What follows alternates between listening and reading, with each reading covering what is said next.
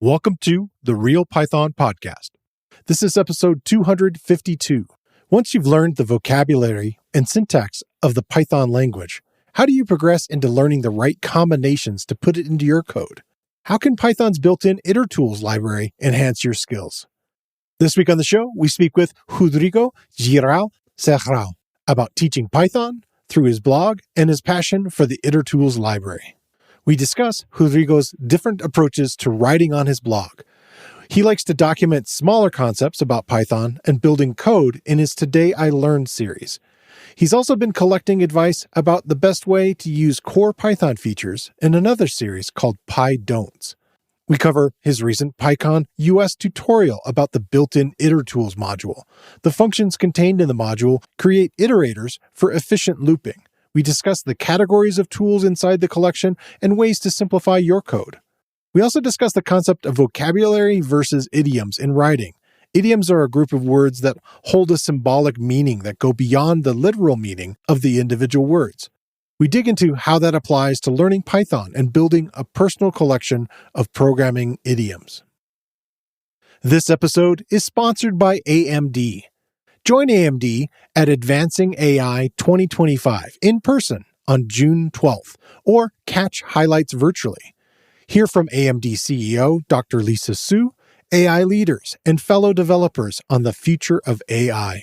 Follow AI at AMD on X for exclusive updates from the event. Devs won't want to miss it. All right, let's get started.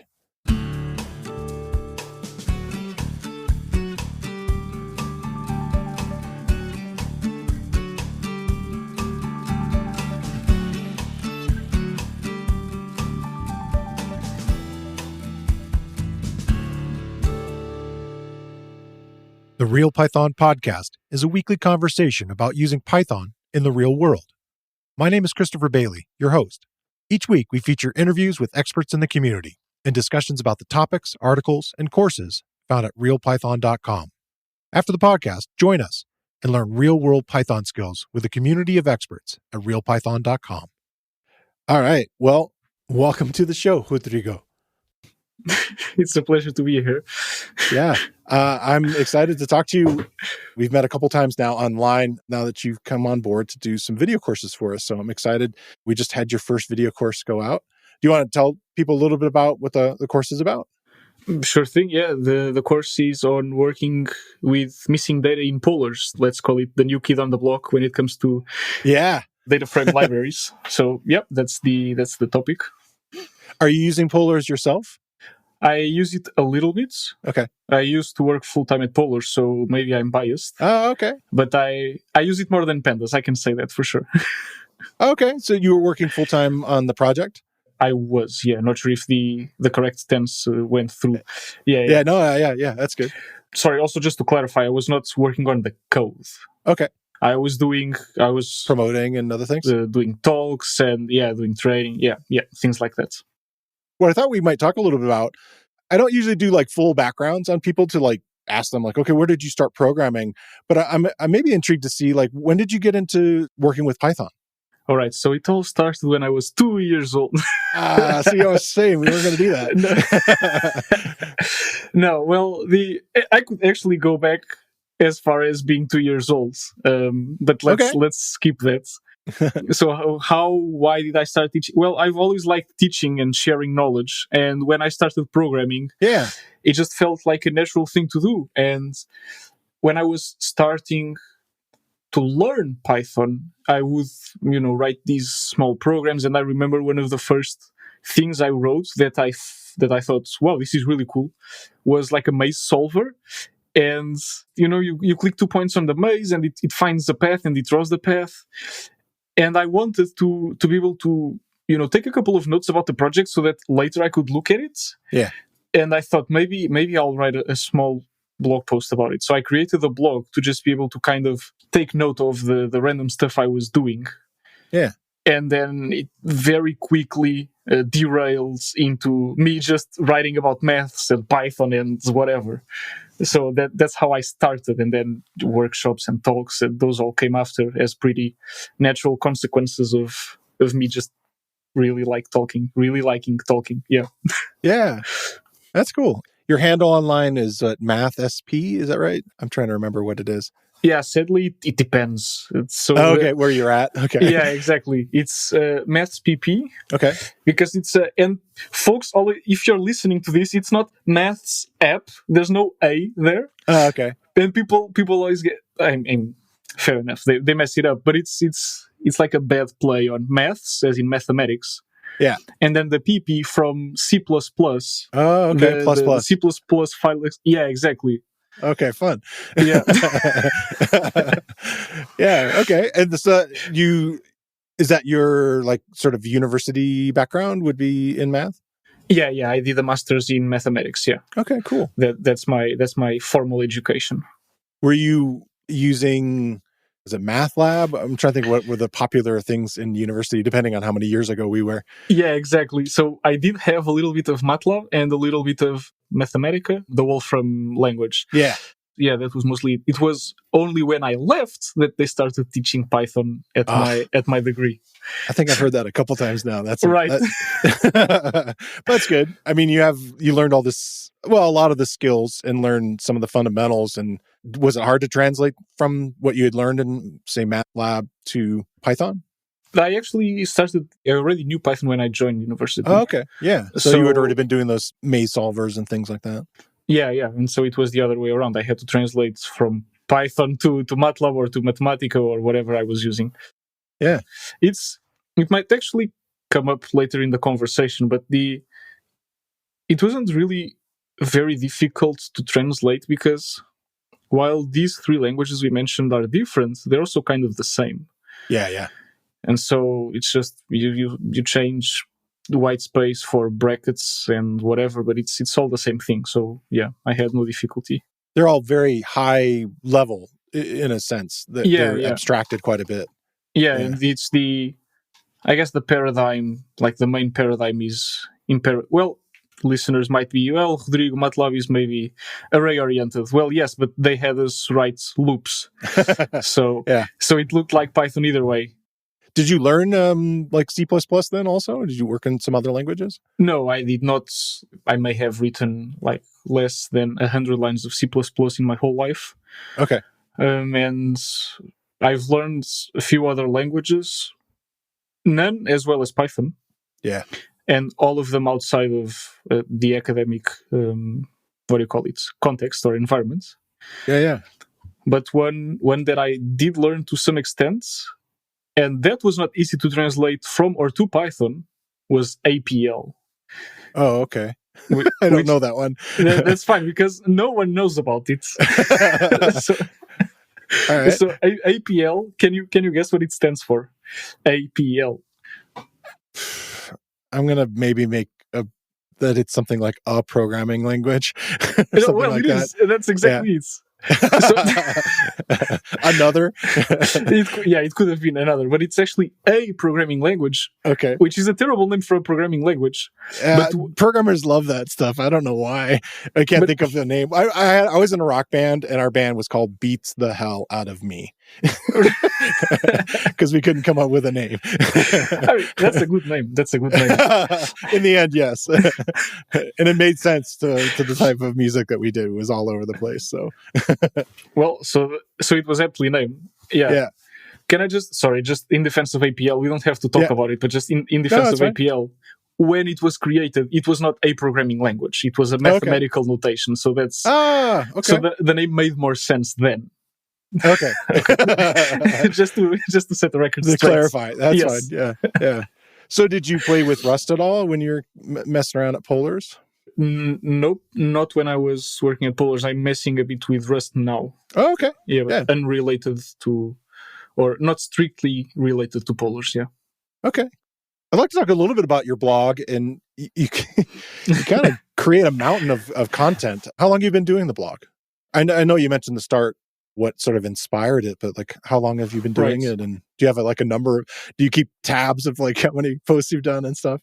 I do, because I'm slightly obsessive, and by slightly I mean possibly a lot. That's good. Yeah. So I did start maybe 8 or 9 years ago. I don't know by heart. Yeah. I mean, I could do the maths, but yeah, maybe 8 or 9 years ago. And on my blog, page, I automated a process that counts the blog articles, the words, and the lines of code. Nice. And so as of recording, I have 405 articles, a little bit over 440,000 words, and almost 37,000 lines of code in blog articles. Wow. Yeah. Yeah. Well, I like the format of it. There's a lot of really great stuff on there. Lately, you've gone down a path. I don't know how recent it is, but this is the stuff I've been seeing recently on there. Yeah. The TIL, the Today I Learned series seems to be a pretty consistent part of what you're doing there. Yeah. What are the types of things that you like to write about on Today I Learned? Literally just anything that I learned today. Sometimes yesterday, Sometimes I lie. But it has to be within 3 days. Right. I'm writing about it now, but I did learn it that day. Yeah. No, if you think I write a lot, you haven't seen the amount of content that Simon Willison produces. Oh, no, I've talked to him. Yeah, right. He's massive. Yeah, right. Yeah. And I remember it was maybe 2 years ago or something, reading an article from Simon about these short Today I Learned articles. Yeah. And the idea, and that explains why I write about anything in there. And the idea is just, write a short article that documents maybe a small problem you had and the solution you found, and do it in a simple way without having to commit to, I'm going to write I don't know, however many words article that's going to be. I got to have an introduction. I need a middle section. I need an ending. Yeah. So it just takes off some pressure. You write for yourself, and I do go back to my Today I Learned articles often because I had this problem. Yeah. No. Just to revisit. Yeah. Okay. He talks about that too. When we talked on his show, he was talking about not only code-wise, his GitHub repository being this thing, like I don't want to have to rewrite all this stuff that I've created. So I have all these little micro projects. Like I can't even remember how many hundred it was.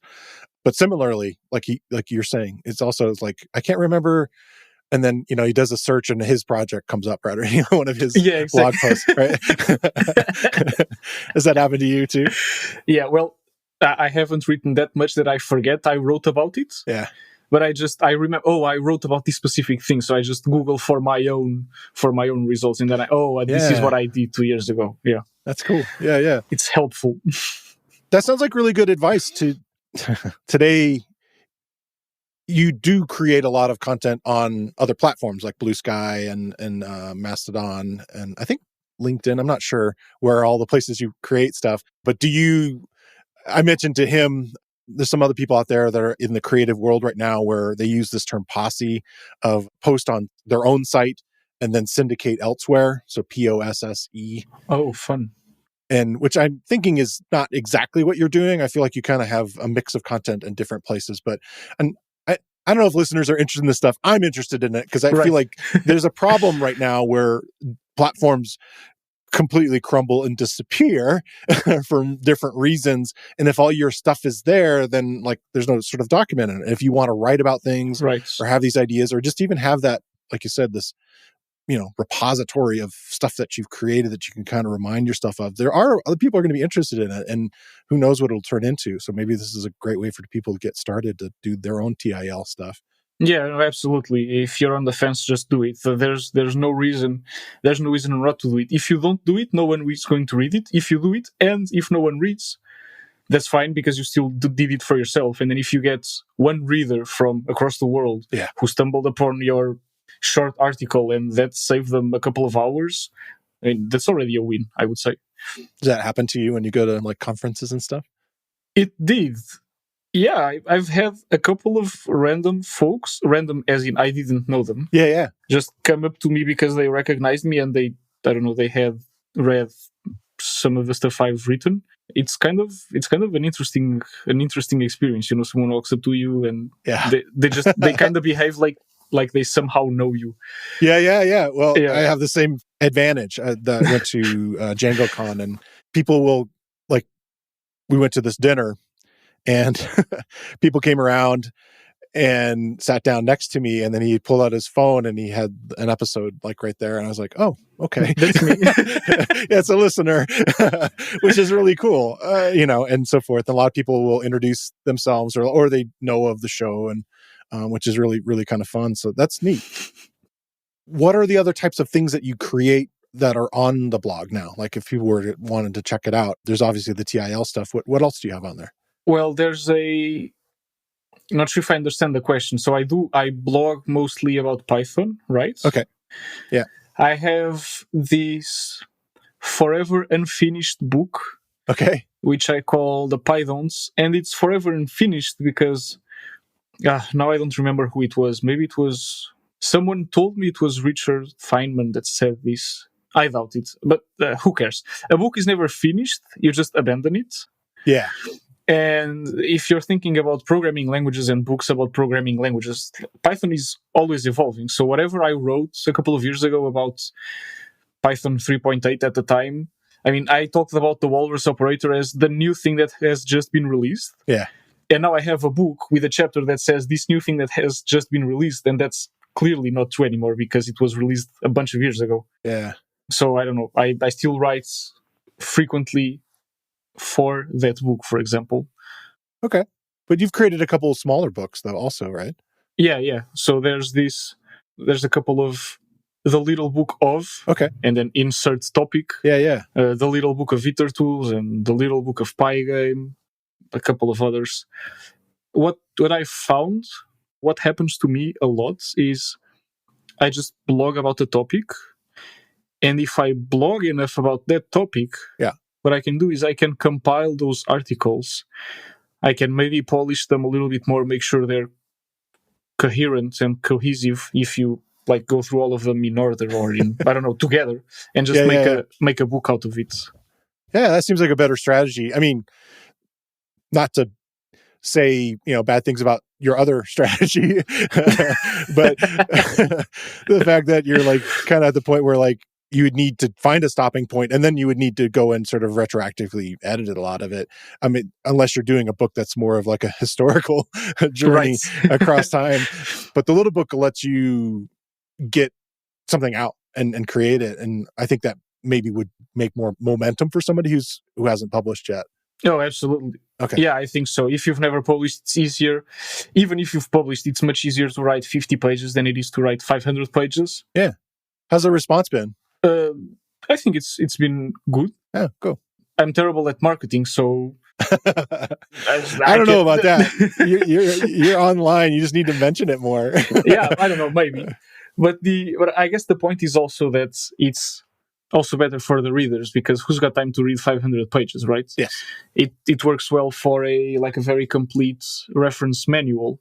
Yeah, or something you can do over the weekend, or like hey, tackle this thing, and it's not going to be like, all right, I got to plan out 2 months of extra time to go through in a 500-page book. Yeah, because it's not like a narrative book where you can maybe consume it over a long weekend or something.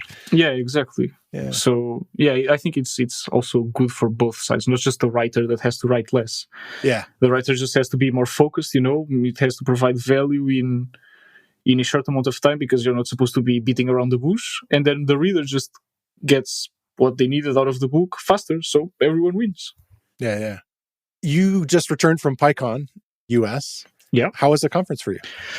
PyCon US was absolutely insane. Oh, that's good. I would say this about any other PyCon I've been to, but PyCon US just hits different because it's across the ocean for me. Yeah. And it's where lots of people that don't come to Europe for conferences here, they go to PyCon US. So I get to see and meet lots of folks that I've interacted with online, but that I wouldn't otherwise be able to meet in person. Yeah. And then just the humongous scale of the conference means there's always something fun happening somewhere. So you're always busy. Yeah, so you wrote up your experiences this year. I'll include a link here. Do you want to just mention a couple things that were part of your experience? Yeah, I did share some personal highlights. I always love going to lightning talks. Like, if you've never been to a Python conference, just go there because of the lightning talks, because that's so much fun. It's like a 45, 60-minute session where... Of only 5 minutes each or something? Yeah, exactly. So the lightning talks themselves, they're 5 minutes max. And so you get like a rapid fire exposure to lots of different things that folks just share. It's lots of fun. Yeah, so lightning talks definitely. I did a tutorial and the talk as well, so those were fun for me. What was your lightning talk about? I did a meta lightning talk. Okay. So I did a lightning talk on why you should do a lightning talk. There you go. Yeah, I did steal the idea from last year's lightning talks. Okay. And now we have this. We're going to attempt to get someone to do it as well next year, so that we this running gag of someone does a lightning talk about lightning talks. As long as it happens early in the conference, I think it might build the confidence in a couple people to go and try to do it. Yeah, absolutely, it does. I know for a fact that I've had people sign up for lightning talks because I just said, yeah, you should do it because it's fun. Inspiration. Yeah. What does the evolving intersection of AI and OpenStack mean for developers? AMD knows innovation starts with developers and grows through partnership, sharing, dialogue, and ingenuity. AMD invites you to experience its open community made by developers for developers. Follow AI at AMD on X for valuable Developer Central resources and to learn more about Advancing AI 2025. So I wanted to talk about your tutorial a little bit. So you did a kind of a deeper tutorial this year about itertools. And I kind of want to ask about partly why, why did you choose to do a tutorial? And maybe we could talk a little bit about the tutorial format at PyCon, which I think is a little different than some other conferences. I don't know if all of them have days open for tutorials or not. But then we could talk a little bit about why you are such a fan of itertools. Right. Yeah, well, as far as the tutorial format goes, not sure if you wanted to start there. Yeah. Why did you choose to do one? Well, why not? I like talks are fine and fun, but you get 30 minutes and it's you talking and people just have to listen to you. Yeah. I mean, you could also do coding or do demos or do whatever you want, but it's a one-sided, it's a unidirectional, not even a conversation, right? It's just you to the audience. And in a tutorial, you have more time to work with folks to teach them something. Yeah. And you get the time to show whatever you need to show, to teach whatever you need to teach. And then the audience, the participants, they have time to work on exercises, which really is when they learn. It's not when they listen to me, it's when I do something. Yeah. So it's just a more complete experience. It's also more work to prepare, but it's much more rewarding. Yeah. It's much more like a class than a talk or a lecture. It's supposed to be. If your tutorial is just a very long talk, then you're doing it wrong. Yeah. So have you done classroom instruction before? Is that what maybe you did some in your master's program? I don't know. Not formally, no. I did teach a couple of classes, but just because I walked up to the professor and asked, can I teach a class? Nice. just for the heck of it. So nothing formal. Okay. I used to teach it in classrooms, and it's an interesting experience. I would imagine at a PyCon, you are getting one of the better experiences as far as the participants. Absolutely. Number one, they've paid to be there. Number two, they are eager to learn about the subject because they picked it. Yeah. So they're kind of eager to go, but it's always been the students that make it or break it. So how did it go? I think it went great. When you're teaching a tutorial, maybe someone else has a different opinion or preference, but what I really want is folks to engage with me, ask questions, interact, and I had that. And when they were working on exercises, they would call me with doubts, so they were struggling with the exercises, as in they were actually trying. So yeah. I think I have no complaints there. It went great. Oh, cool. What's this fascination, if you will, with itertools? Why are you such a fan? Well, I guess I don't really know why itertools specifically. Yeah. what I do know is that, like, I know more or less how it started, because I remember trying to learn list comprehensions. Okay. And I could kind of write them, but also not really. And like the syntax wouldn't make sense. Yeah, they're like a convoluted for loop. Yeah, exactly. That's what they looked like, and that's what they felt like. And then I learned about APL, the programming, the weird programming language I mentioned. Yeah, exactly. And one day suddenly, it wasn't even gradual. It was just like all of a sudden, I looked at Python list comprehensions and they suddenly made sense because of what I learned with APL. And I've tried. I've given a talk about this. I'm not sure how well I was able to put my point across, but there's a record of me trying to share these ideas. Okay. But then list comprehensions made sense, and I was fascinated, and I was very happy because they're wonderful. And then, as I spent more time thinking about comprehensions and writing about them and teaching them to others, I really started to, gain an appreciation for how the idea of iteration and the idea of iterables is so powerful in Python. I mean, pretty much every language has a for loop. Yeah. But Python's is just so much more than an index or whatever. Yeah, it's much more elegant. That was one of the mistakes I made when I was just learning Python, and I literally was, teaching myself and trying to learn everything, and I had to take one of these like kind of code things, can you type code and so forth, and I made like the total JavaScript kind of for loop, and I'm like, oh, this is embarrassing. I should never have done that. Once I started to learn more. Right. So yeah, that was like, literally like 2 months into like teaching myself Python. So I wouldn't say it's embarrassing, right? I think it's how it goes. Well, it's a learning thing. Yeah, exactly. You learn there, and then eventually it was non-Pythonic. Well, yes, and that's where everyone starts. And I just started to realize that there's so much more I can do with my for loops and with iteration. And I really like the standard library because Python has, as of recording, over 600,000 packages on PyPI. Yeah. So stuff you can just pip install and then it's there. But you don't even have to pip install to get access to roughly 200 modules. So the batteries that come included with Python. Yeah. And they do so much. Yeah. People don't even know they're just out there reaching for other things, and it's like it's built in. Yeah, exactly. Yeah. So I just want to, for myself, I want to be like very aware of what I have in the standard library and see how I can use it. And itertools just happen to be commonly useful, so I started learning about it, and then I just saw how much useful stuff there was in there, and that's why I like talking about it and I like writing about it. It's just useful. Did you go through just like the docs and teach yourself through that methodology, learning them one by one, or do you just kind of pick them off? Like, how did you approach teaching yourself itertools? I probably started by being exposed to a couple. Okay. I don't really remember, you just see someone write from itertools import whatever, and then you just learn about whatever. Yeah. And then I have this weird habit of sometimes just opening the documentation and see where I end up. All right. And taking a look at that page, probably not reading it end to end, but just take a look, see what I find. Yeah. And so I probably did that with itertools. One day I was, figuring out what something did, and I just realized, there's 19 of these things. Let's see what they do. Yeah. Yeah, and that was it. Probably how I got to know them. Yeah.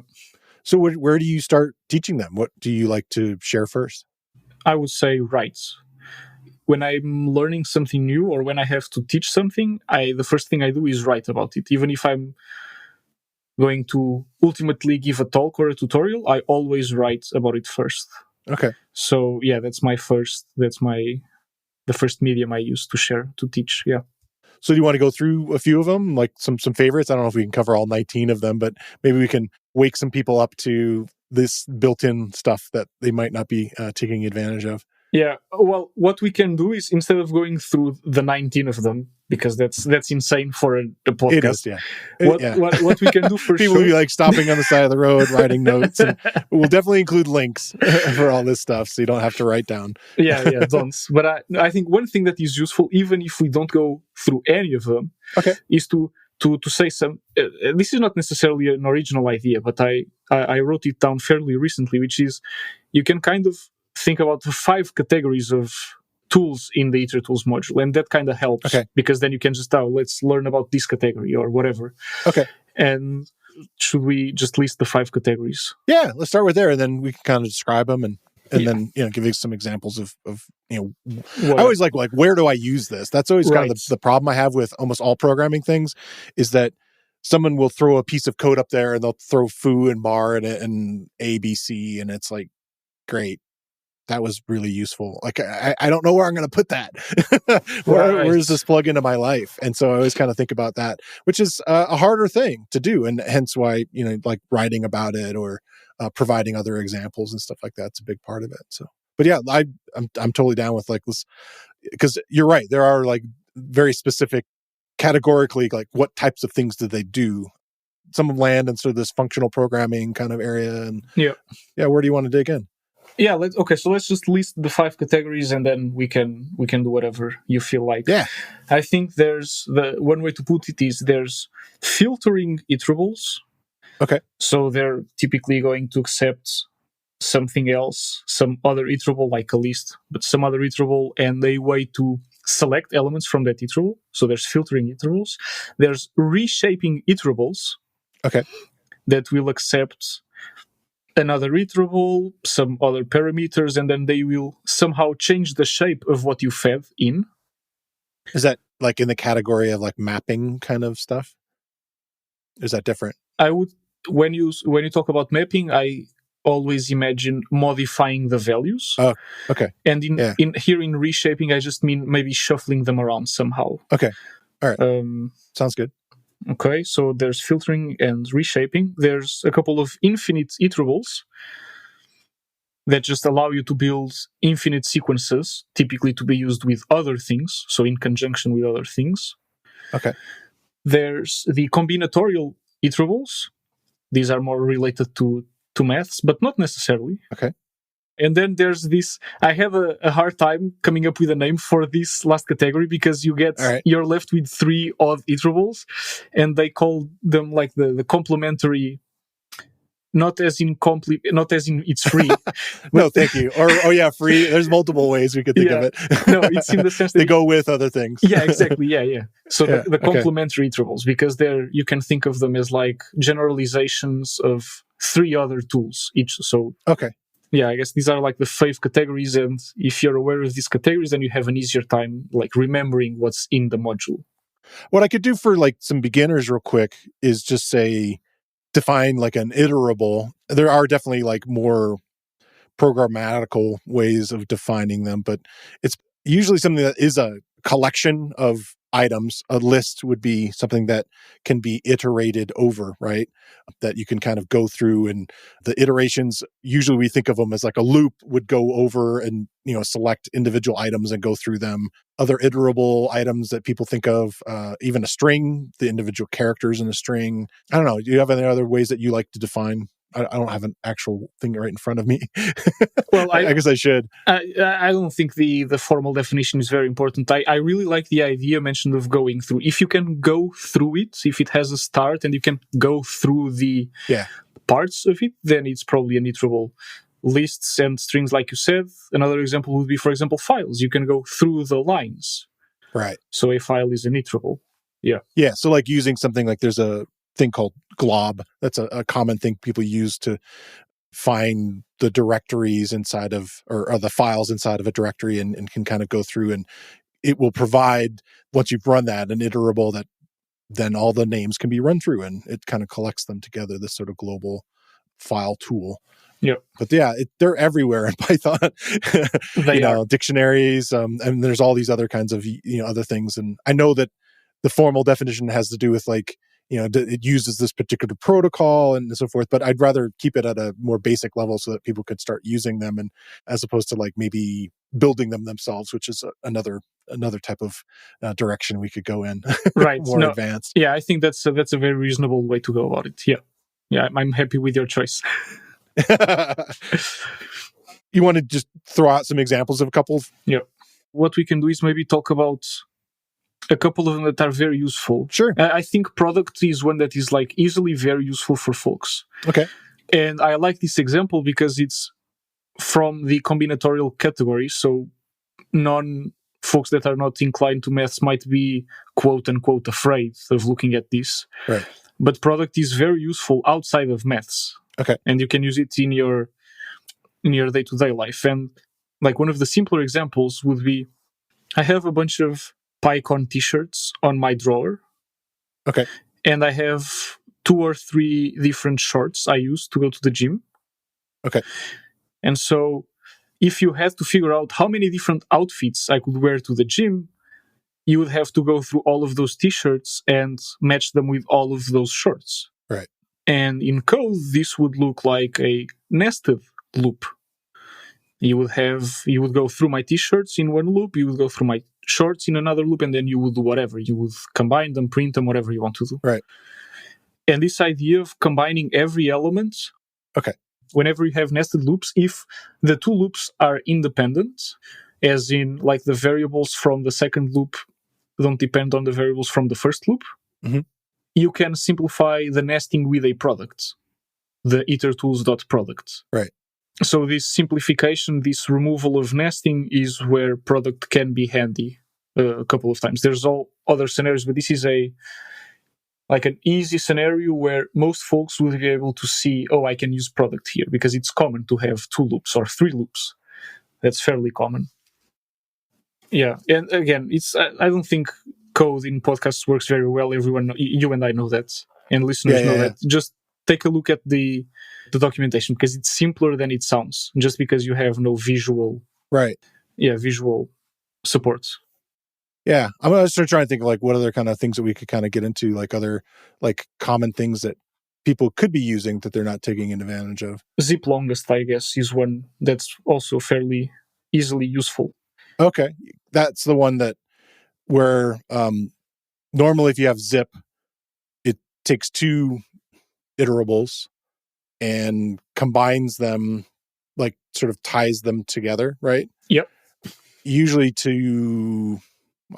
I'm thinking you could make dictionaries or you could make other kinds of things with it, right? Yeah, you can. Yeah. Yeah. But the problem is if one is longer than the other, then you need kind of help with it. And that's what that one's doing, right? Yeah. It's providing fill values for the one that is not quite as long. Yeah, exactly. The behavior of zip is to stop when the shortest one ends. And sometimes you just want to go through and reach the end of the longer iterables. And in that case, you would use zip longest. Yeah. And you just provide a default fill value as a dummy value. Yeah, that's exactly it. Yeah, I'm trying to think of other ones that I've used often. I like chain, for example. So how are you using chain?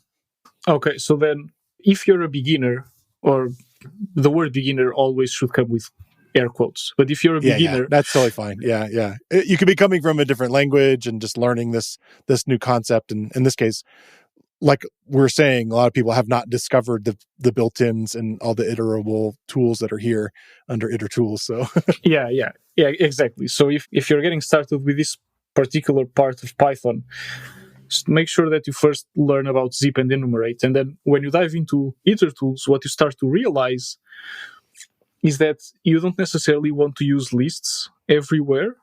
There's this other thing you can use, which are called generators. Yeah. So you'll want to learn about those. Those are really cool, and also part of why I really like itertools, because generators are very elegant, very, very elegant. Yeah, and they're great for the realm we're in right now of massive data, to not have to shove everything into a list in memory, but to sort of, like you've said here, sort of generate as we go. I had a good conversation with Reuven Lerner very early on in the podcast where we went pretty deep into generators. So if people are looking for it, yeah, it was a good conversation. So I know you had a little shout out for him on your PyCon wrap up. So yeah. No, I really enjoy Reuven, and I've learned a lot from him, and in particular about teaching. So it's always good to also see others teach, because you always learn new things and new techniques. Yeah, absolutely. Yeah. Yeah, and this all to say, I don't want to send anyone on a wild goose chase. Go and learn about generators.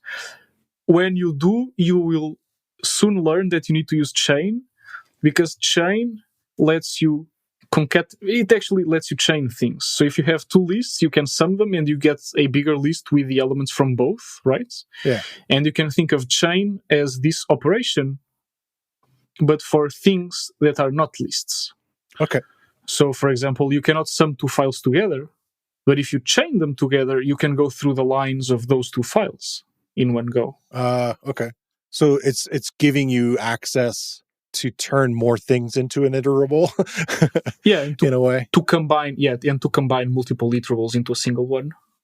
Yeah, cool. Yeah. And then the output is a generator? It behaves like a generator, yeah. It does, okay. So that you call, when you assign it to a particular variable name, then when you access it, you're calling next on it to pull the items out. Yeah. You can either call next on it or take it on a for loop or whatever. Yeah. Right. Depending on how you're wanting to access it. Yeah.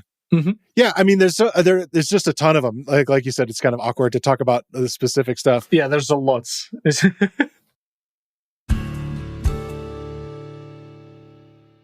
It's time to shine a spotlight on another Real Python video course. Efficiently handling missing data in polars is essential for keeping your datasets clean during analysis.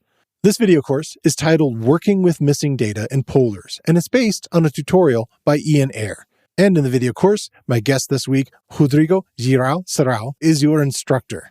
And by the end of the video course, you'll understand how polars allows you to handle missing data using lazy frames and data frames. You'll also learn how to check for null values using the built-in methods. You'll learn the differences between a NaN representing non-numeric values while null indicating missing data. And throughout, you'll learn how to fix missing data by identifying, replacing, or removing those null values. Real Python video courses are broken into easily consumable sections, and where needed, include code examples for the techniques shown. All lessons have a transcript, including closed captions. Check out the video course. You can find a link in the show notes, or you can find it using the search tool on realpython.com.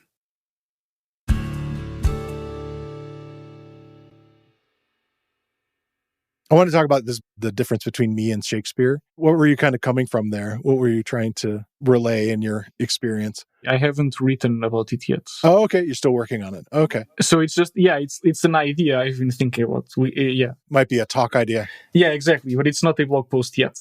But there's this, I'm going to say interesting, but I'm a weird person. What's interesting to me isn't necessarily interesting to the listener. But there's this interesting collection of quotes by Alan Perlis. Okay. And Alan Perlis was a Turing recipient award. And I hope I'm not insulting anyone, but just for context, the Turing Award is kind of like the Nobel Prize for computer science. Right. So someone who we can agree is probably clever has a couple of interesting quotes. And one of them that I really enjoy is, well, some of the others I don't even understand, but this one I understand and enjoy, which is that the only difference between Shakespeare and you was the size of his idiom list, not the size of his vocabulary. And essentially, or the way I interpret this is, well, Python only has so many built-ins. Yeah. There's roughly 70 built-ins. And there's a bunch of modules on the standard library, but those are finite and they're well-defined and you know what they are. Now, what sets you apart from others is how fluent you are in combining those things. Because it's when you start to combine those things to write code that you actually show whether you know what you're doing or not. Right. And it's the actual solving of the problems. Exactly. As opposed to just like showing up with your spelling list filled out, Yeah. That you've learned the vocabulary for the week and know the definitions. Yeah, there's a ton of people that are very, very quote unquote book smart that are not problem solvers, that are not tested in that way. Right. We used to do these proficiencies. That was a term we had at the school I taught at, which was for recording engineers. So like they could learn all the theory, they could learn all the things about digital audio and how microphones work and what resistance is and da-da-da-da. but they needed to be proficient also. Right, exactly. Meaning they needed to be able to record a session and be able to set up, things properly. And stuff. often in the end, we would have a thing where like sometimes they would fail, like they didn't get something recorded that day. And it was a really intense experience for them. Right. And my heart as a teacher was always like, oh, come on, guys. Let me point at something. Did you think about this? And so forth. But that is a huge part of it, right? And I feel like that's kind of what you're describing here, along with the Shakespeare idea. There's so many ways, the ideas, the concepts, the sort of story plots and characters and so forth are kind of similar in a way in a language, like a programming language of like, well, how do you use these things? Yeah. Which I feel is weird in the time of AI. Not that I want to go and derail ourselves in minute 50 into the the podcast. But I feel like it has both like ideas of what idioms are, but has no idea like necessarily where they should be used or why they should be used, and inserts them in weird ways, right, and so forth. So, and that's like the skill, right? Yeah, I think so. And avoiding the AI conversation altogether, at least for now, it goes back. Yeah. It goes back to what you said a couple of minutes ago and what you said just now. Like I learned this. Okay, you listen to this episode, you open the itertools documentation, you read about products, and you go like, "All right, awesome. Now I know about this thing. Now how the heck do I use it?" Yeah. And that's so one tip I can share. It's not going to work for everyone, but it works for me, is I just stare at the thing and think, in what ways could I shoehorn this into code? Yeah. Like, force yourself to use it, even if it's in terrible ways. Yeah, okay. Just use it, make it work. Yeah. And in some ways, it will make sense and it will be good code, and you will also be doing terrible things with it. But what you're doing is you're forcing yourself to put that piece of code and make it interact with other things. Okay. And it's when you do these interactions that, okay, this works well, this doesn't work well, this works terribly, you understand when the new thing you learn, when this new function, module, whatever, you get to learn when it will show up and when it will make sense. And it's this. So it like at the macro level, it's this. And then when you're talking about smaller components, that's when you get to talk about these idioms, the pieces. I'm not sure if like this definition is obvious for everyone, but when we're talking about idioms, what I think is pieces of code that you can explain in English or in whatever your language is in a simpler way than what the individual components do. Okay. And like a good example would be when you use with, open, blah, blah, as a file, colon. So when you're opening a file with a context manager, you would say, okay, so now you have this context manager, you use the built-in open to go to this path and figure out the file, whatever. But everyone just looks at that whole line of code and says, okay, we opened the file. And then at the tail of it, it's going to close it and it's going to do that automatically, which is beautiful, right? Yeah, and you don't think about it when you just say, okay, so now we open the file. So like everyone recognizes those sequences of characters as opening a file. Yeah, so that's the idiom. For example, I would call that, it's a bit stretching the definition, but I would call that an idiom. Yeah. Like another one, this is very basic. It's so, again, basic quote unquote, but like so small that maybe it doesn't even qualify as an idiom yet. But zipping two things together. Okay. Once you learn about zip, you just read that as like iterating through both at the same time. You no longer think about, okay, I have this zip thing that's going to accept one iterable and the other, and then whenever I iterate through the zip, I'm getting elements from both at the same time, and then when it I'm just going through both. Right. Yeah, it's as opposed to like picturing the entire for loop or the multiple for loops that's like going through each and combining, pieces together. Yeah. Yeah. Yeah, exactly. Yeah, it's the whole idea of abstraction. It is, in a way, is into these idioms. Okay. Yeah, you just have to build this fluency, and then you get to a point where you're starting to fight people because you're using stuff that people just say, "Why are you making stuff harder? You can just do this with a for loop." Yeah. So one thing that's in the itertools module is called accumulate, and accumulate is like its default behavior is to behave as a sum, but with a partial results. Okay. As it goes. Yeah, exactly. So if you have like a history of bank transactions, if you do a sum, you just get the final balance. But if you do accumulate, you get a history of the balance at each point in time. So it's the partial sums. And if accumulate didn't exist, you could achieve the same result with a for loop. Yeah. But accumulate exists. So if I know about it, I don't want to write the for loop. I want to write accumulate because it's shorter. It does the same thing, but it's shorter, so it's more expressive. Yeah. It packs more meaning into a smaller amount of code. Right. But then, depending on your context, you might have folks looking over your shoulder and saying, why are you doing this? Just use a for loop. Don't make things more complicated. Right. Somebody has to know what that tool does. Yeah. It might be confusing initially to look at it. Yeah, exactly. And then it generates this tension between simplifying through complication, because you simplify your code, but you add so many for loops and whatever that just your code just becomes unwieldy. Right. Yeah, it's like the holding in your head, the amount of how many for loops can you hold in your head at a time before it starts to be kind of, yeah, exactly. And it's like, if you can abstract some of them into like this deeper concept, it's like, okay, this one is doing that accumulation thing I've learned about. Exactly. Yeah. So that's, so when I talk about the Shakespeare quote, this is what I try to advocate for, just push yourself to learn these new tools because they exist for a reason. Yes. And I can appreciate we don't know about everything. I don't know about everything. You don't, the listeners don't. But I think that it makes sense to push yourself to learn new things. Yeah. So that you can write better code, more expressive code. Yeah.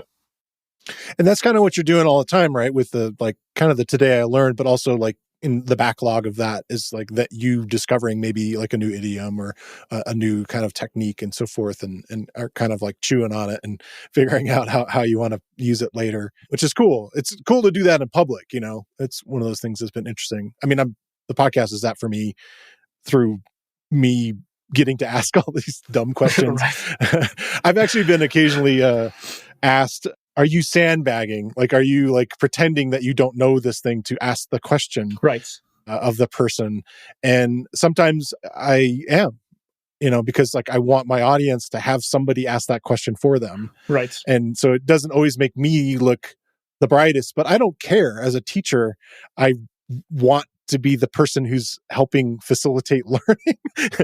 And if that's part of it is like me, like not looking like the brightest person, that's okay. Like I'm an infinite beginner and I'm fine with that.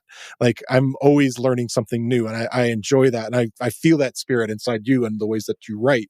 And I really enjoy that. And that's why I'm excited to talk to you, not only on the podcast, but also for you helping us make courses, because there's too many experts. Right.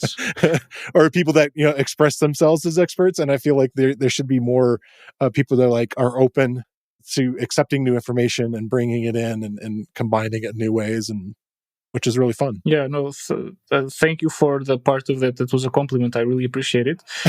And, you're welcome. No, because, but also I don't, genuinely, I've heard lots of people say this. There are no dumb questions. And if you're learning and if it's an honest question, it really is not a dumb question. Yeah. And... Or to clarify something like, let me find out what this person actually thinks of this thing. Exactly. And I don't think asking questions makes you dumb. I've heard that intelligent people are not afraid of asking questions. Yes. And so I try to ask lots of questions in the hopes that it makes me look intelligent. Yeah. Well, what terrifies me right now are all the people that are not asking questions in this world right now, not to get on multiple levels, but that's what terrifies me more, is that like the people that are assured of things that feel like the knowledge is already there or whatever, it's crystallized, dictated. That's not great. It needs to be not fragile, like something that's a thin layer of crystal.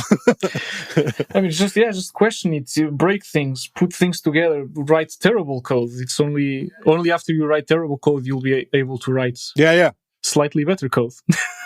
Exactly. It gets better all the time. It does. Well, I love to ask questions of everybody that come on the show, and I have these weekly questions. Oh, okay. What's something that you're excited about in the world of Python right now? 3.14. I'm very excited about 3.14. They're in beta right now. There's lots of cool features coming out. Lots of stuff I don't even know what they mean. Yeah. There's T-strings coming out. I'm I'm already trying to think about how I can best teach it, because so far, and I'm not judging anyone, but so far the examples I've seen, they're all all very relevant, but all the same. So I'd like to, I'm trying to come up with different stuff. Yeah. There's the very niche thing. I don't know why did you agree to have me on, but there's this slightly improvement to functools.partial. Okay. And partial, you could just do one episode on this. Partial is like so important for the idiom stuff, but yeah, so they're improving it in 3.14, so I'm very excited about the improvement. Yeah, lots of stuff with the colors in the REPL. Sorry, okay. REPL now. Yeah. The REPL now has colors. That's insane. Yeah. For not having to add any additional tools to have something again built in that works well. Exactly. Every year, the improvement on errors. And, yes.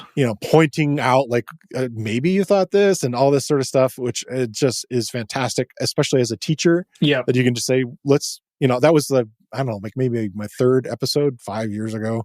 I had Martin on and we talked about how errors are your friends and reading them. And oh my God, they just, in 5 years, it's like night and day, the quality absolutely. of the reporting of that stuff. So yeah, I'm excited to see that effort in getting better. So what's something that you want to learn next? This doesn't have to be programming. It could be anything you're interested in learning. All right. So let's avoid programming on purpose. Okay. I have, in the words of my loving mother, I have the way my handwriting looks like. I have the handwriting of a I don't even know how to say. You could say a doctor. That's often sure. the complaint that people have. Okay. Yes. they don't have time to write well. So I've started to learn calligraphy, and I'd like to. And then I dropped it, so I only learned half of the alphabet. So half of the letters look like a doctor, and the other half looks decent. Yeah. So I'd like to do that. Yeah. Well, that involves typically some hardware. Like good pens, like fountain pens and things like that, or special paper. I have no idea. Like, what is your technique for learning it? To call it a technique is it's an overstatement. I just want to learn like the basic shapes of the letters. But yeah, I could if I. How do you practice it? Are you just doing it just like you look at a book or online stuff, or what are you using? I printed out like a very old book which has some like delineated things I can use to practice the movements, and then I just do it over and over again in a notebook. Nice. Yeah. I would love to do that. For whatever reason, I literally had to be shoved into a remedial handwriting class. Right. Same thing. And maybe it's this idea in the future I knew I'd be using a keyboard. But yeah, my handwriting is pretty atrocious. And my father was a doctor, so I don't know if that helps. It's in your genes. Adds any excuses. Exactly. All right. Well, we mentioned your blog, which I would guess would be one of the best ways to keep tabs on what you're doing online. Do you have any other suggestions on ways that people can follow your work online? Yeah, sure. I mean, if I somehow manage to convince you that this idiom idea sounds decent, I've also been writing a short newsletter where I send one Python tip per day. Okay. So people just get exposed to lots of random things. Some of them you might know already, some of them might be new, so that's fun. But I would say that if I could only make one suggestion, it's the blog for sure. Yeah. Okay, cool. Yeah, and we'll include the social links and stuff so people can follow and see new releases there. What platform are you using for the newsletter? Is it through your blog, or are you using a separate tool? I use a separate tool. Do you want the name of it? I'm not sure if... Sure. Fine. I write my newsletters on Beehive. Okay. Yeah, there's a bunch of them. I was thinking that. What have you tried out before? Yeah, so I think when I started out, I was using MailChimp. And then I moved to... I don't even know what, and then I was using Review, which was something that existed for a brief period of time. Okay. I've been with ConvertKit, or rather, now they're called Kit. Now I'm on Beehive. Beehive. Yeah, at least for now. And you're liking it? Yeah, it works well. Yeah. Good. Yeah, it's kind of wild out there. Yeah, it is.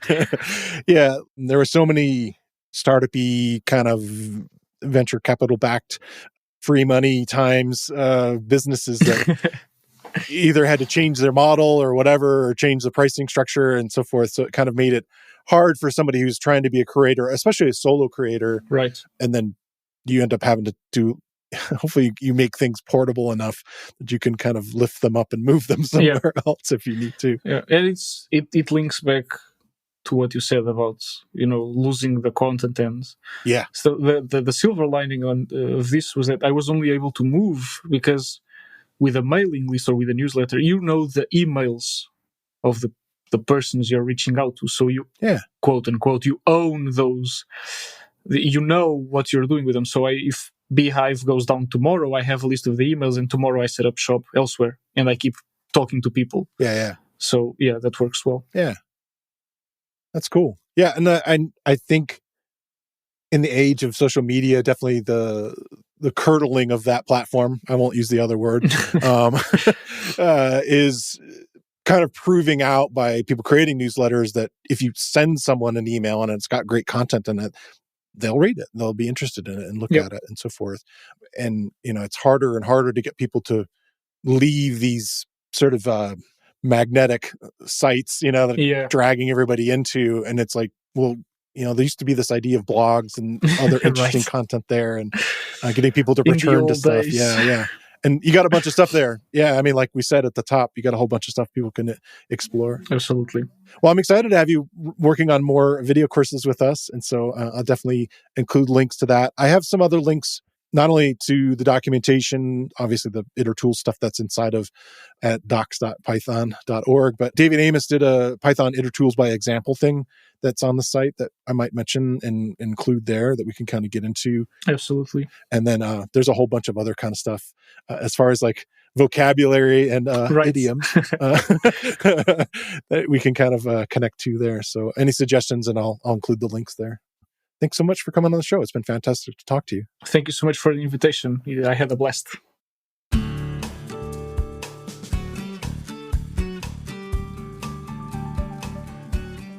Thank you to AMD. Developers are relentless explorers, driven to solve problems and redefine what's possible. AMD believes in open possibilities, the possibility to embrace freedom, follow your curiosity, and create something amazing. Together with AMD, the only limit on innovation is your imagination. See how AMD is advancing AI across industries and get a look inside the future of AI and what it means for devs at Advancing AI 2025 on June 12th. Follow AI at AMD on X now to register and get exclusive updates from the event. I want to thank Rodrigo for coming on the show this week. And I want to thank you for listening to the Real Python Podcast. Make sure that you click that follow button in your podcast player. And if you see a subscribe button somewhere, remember that the Real Python Podcast is free. If you like the show, please leave us a review. You can find show notes with links to all the topics we spoke about inside your podcast player or at realpython.com/podcast. And while you're there, you can leave us a question or a topic idea. I've been your host, Christopher Bailey, and look forward to talking to you soon.